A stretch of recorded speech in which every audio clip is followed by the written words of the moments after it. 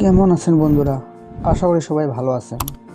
আরেকটি নতুন ভিডিও নিয়ে আপনাদের কাছে হাজির হলাম। কচ্ছপ সারা বিশ্বের অধিকাংশ প্রাণীর চেয়ে দীর্ঘজীবী হয়ে থাকে মানুষ। অন্য প্রাণীর চেয়ে মানুষ কেন বেশি দিন বেঁচে থাকে, তার উত্তর খুঁজেছেন বিজ্ঞানীরা।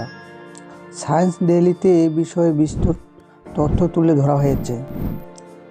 এই গবেষণাকে অত্যন্ত গুরুত্বপূর্ণ বলে মনে করা হচ্ছে। ইন্ডিয়া টুডের প্রতিবেদনে বলা হয়, যুক্তরাজ্যের ওয়েলকাম স্যাঙ্গার ইনস্টিটিউটের গবেষকরা মানুষসহ 16টি প্রজাতির প্রাণীর উপর এ গবেষণা চালিয়েছেন। ইঁদুর, সিংহ, জিরাফের পাশাপাশি নেকেড মেল রেট নামের ক্যান্সার প্রবল এক ধরনের ইঁদুর নিয়েও পরীক্ষা চালিয়েছেন তারা। বিজ্ঞানীরা বলেছেন যে প্রাণীর জিনগত মিউটেশন যত ধীরগতির, সাধারণত তারাই দীর্ঘজীবী হয়। এ গবেষণাটির মূল বিষয় ছিল বয়স বাড়া ও ক্যান্সার প্রবণতা নিয়ে।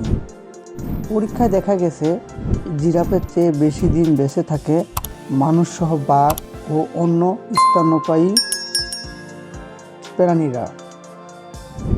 গবেষণাটির অন্যতম গবেষক ডক্টর অ্যালেক্স কেগান বলেন, ইঁদুর থেকে শুরু করে বাঘ ও অন্য প্রাণীর শরীরে জিনগত পরিবর্তনের বিষয়টি লক্ষ্য করে আমরা অবাক হয়েছি। সবচেয়ে আশ্চর্যের বিষয় হলো, গবেষণা থেকে জানা গেছে মিউটেশনের হারের গতির সঙ্গে আয়ুকালের সম্পর্ক রয়েছে। তবে কি করে ধীরে ধীরে একটি শরীর বার্ধক্যের দিকে এগিয়ে যায়, এটা অত্যন্ত জটিল এক প্রক্রিয়া।